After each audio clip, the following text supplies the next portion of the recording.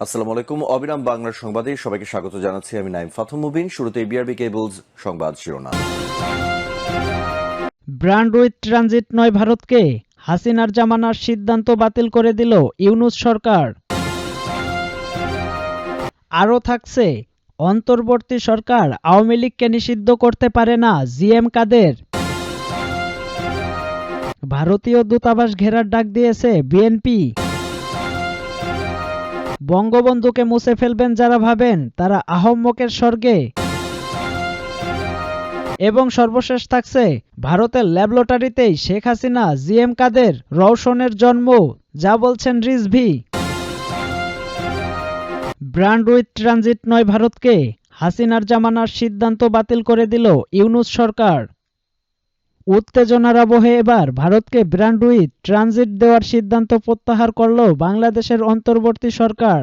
উত্তর পূর্ব ভারতের রাজ্যগুলিতে মোবাইল ইন্টারনেট সংযোগ বাড়ানোর লক্ষ্যে বাংলাদেশের ভূখণ্ড ব্যবহার করে ব্র্যান্ড উইথ ট্রানজিট সুবিধার জন্য আবেদন জানিয়েছিল নয়াদিল্লি, কিন্তু সেই প্রস্তাব নাকচ করে দিয়েছে Bangladesh telecommunication regulatory commission BRTC.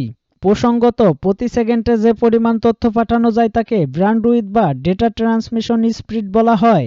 Mohammad ইউনূসের নেতৃত্বাধীন অন্তর্বর্তী সরকারের একটি সূত্র জানাচ্ছে, আঞ্চলিক ডিজিটাল হাব হিসাবে বাংলাদেশের ভূমিকা দুর্বল হতে পারে, এমন সংখ্যায় এই সিদ্ধান্ত নেওয়া হয়েছে। গত ১ ডিসেম্বর এ বিষয়ে একটি নির্দেশিকা জারি করেছে বিটিআরসি। প্রধানমন্ত্রী শেখ হাসিনার নেতৃত্বাধীন আওয়ামী লীগ সরকারের জামানায় বাংলাদেশের সাবমিট কমিউনিকেশনস এবং ফাইবার অ্যাট হোম ভারতীয় কোম্পানি ভারতীয় এয়ারটেল লিমিটেড এর সঙ্গে আখাউড়া থেকে সিঙ্গাপুর পর্যন্ত ট্রানজিট সংযোগ স্থাপনের অনুমতি চেয়ে বিআরটিসিতে আবেদন করেছিল। তাতে প্রাথমিক সম্মতিও মিলেছিল। আখাউড়া সীমান্তে একটি ইন্টারনেট সার্কিট স্থাপনের মাধ্যমে এই ট্রানজিট সংযোগ স্থাপনের প্রস্তাব ছিল ওই আবেদনে, কিন্তু স্থলপথে কেবল যোগাযোগ স্থাপনের জন্য ওই ট্রানজিট সংযোগে বাংলাদেশের তেমন কোনো লাভ হতো না বলে বিআরটিসি এর একটি সূত্র জানায়। কিন্তু ইউনূস সরকারের এই পদক্ষেপের নেপথ্যে ঘরোয়া রাজনীতি মূল দায়ী বলে মনে করা হচ্ছে। সাবমিট কমিউনিকেশনসের চেয়ারম্যান মোহাম্মদ ফরিদ খান আওয়ামী লীগের প্রেসিডিয়াম সদস্য তথা গোপালগঞ্জ ১ আসন থেকে ৫ বার জাতীয় সংসদে নির্বাচিত ফারুক খানের ছোট ভাই। আরও থাকছে, অন্তর্বর্তী সরকার আওয়ামী লীগকে নিষিদ্ধ করতে পারে না জিএম কাদের। জাতীয় পার্টির চেয়ারম্যান গোলাম মোহাম্মদ জিএম কাদের বলেছেন, অন্তর্বর্তীকালীন সরকার আওয়ামী লীগকে নিষিদ্ধ করতে পারে না, সেটা উচিতও নয়। কেউ দোষ করলে তার বিচার হওয়া উচিত। আগামী নির্বাচনে অবশ্যই আওয়ামী লীগের অংশ নেওয়া উচিত। জিএম কাদের বলেন, অন্তর্বর্তী সরকার জাতীয় ঐক্যের নামে জাতীয় অনৈক্য তৈরি করেছে। মাত্র ১৮টি দলকে নিয়ে তারা জাতীয় ঐক্য করেছে, অথচ নির্বাচন কমিশনের নিবন্ধিত দল ৫৩টি। ৫০% মানুষকে জাতীয় ঐক্যের বাইরে রাখা হয়েছে। এতে জাতিগত ভুল বোঝাবুঝির সৃষ্টি হয়েছে। দেশের একটি সংঘাতময় অবিশ্বাসের পরিস্থিতির সৃষ্টি হয়েছে। জাতীয় পার্টির চেয়ারম্যান অভিযোগ করেন, জাতীয় পার্টিকে সাংবিধানিকভাবে শান্তিপূর্ণ সভা সমাবেশ করতে দেওয়া হচ্ছে না। পার্টি অফিস জ্বালিয়ে দেওয়া হয়েছে, নেতাদের পাসপোর্ট আটকে দেওয়া হয়েছে। তিনি আরো বলেন, গণমাধ্যমে চরমভাবে সেলফ সেন্সরশিপ চলছে। স্বাধীনভাবে সাংবাদিকদের কাজ করতে দেওয়া হচ্ছে না। ভারতীয় দূতাবাস ঘেরার ডাক দিয়েছে বিএনপি। ভারতীয় আগ্রাসনের প্রতিবাদে ঢাকায় দেশটির দূতাবাসের স্মারকলিপি দেবে বিএনপির ৩ সংগঠন। রোববার জাতীয়তাবাদী যুবদল, স্বেচ্ছাসেবক দল ও ছাত্রদলের যৌথ উদ্যোগে ভারতীয় দূতাবাস অভিমুখে প্রতিবাদী পদযাত্রা ও স্মারকলিপি প্রদান এই কর্মসূচি অনুষ্ঠিত হবে বলে এক বিবৃতিতে জানানো হয়েছে। এদিন সকাল ১০টা রাজধানীর নয়াপল্টন বিএনপির কেন্দ্রীয় কার্যালয়ের সামনে থেকে এই পদযাত্রা শুরু হওয়ার কথা রয়েছে। এতে বলা হয়, আগরতলায় বাংলাদেশের সহকারী হাইকমিশনে হামলা, বাংলাদেশের জাতীয় পতাকা অবমাননা ও সাম্প্রদায়িক দাঙ্গা বাঁধানোর ষড়যন্ত্রের প্রতিবাদে জাতীয়তাবাদী যুবদল, স্বেচ্ছাসেবক দল ও ছাত্রদলের কেন্দ্রীয় সংসদের যৌথ উদ্যোগে রোববার সকাল ১০টায় নয়াপল্টনস্থ বিএনপির কেন্দ্রীয় কার্যালয়ের সামনে থেকে ভারতীয় দূতাবাস অভিমুখে প্রতিবাদী পদযাত্রা ও স্মারকলিপি প্রদান কর্মসূচি শুরু হবে। এতে যুবদল, স্বেচ্ছাসেবক দল ও ছাত্রদলের সকল পর্যায়ের নেতাকর্মীদের যথাসময়ে এই কর্মসূচিতে স্বতঃস্ফূর্তভাবে উপস্থিত থাকার জন্য জাতীয়তাবাদী যুবদলের সভাপতি আব্দুল মোনায়েম মুন্না ও সাধারণ সম্পাদক মোহাম্মদ নুরুল ইসলাম নয়ন, স্বেচ্ছাসেবক দলের সভাপতি এস.এম. জিলানী ও সাধারণ সম্পাদক রাজীব আহসান, ছাত্রদলের সভাপতি রফিকুল ইসলাম রকিব ও সাধারণ সম্পাদক নাসির উদ্দিন নাসির আহ্বান জানিয়েছেন, বঙ্গবন্ধুকে মুছে ফেলবেন যারা ভাবেন তারা আহম্মকের স্বর্গে।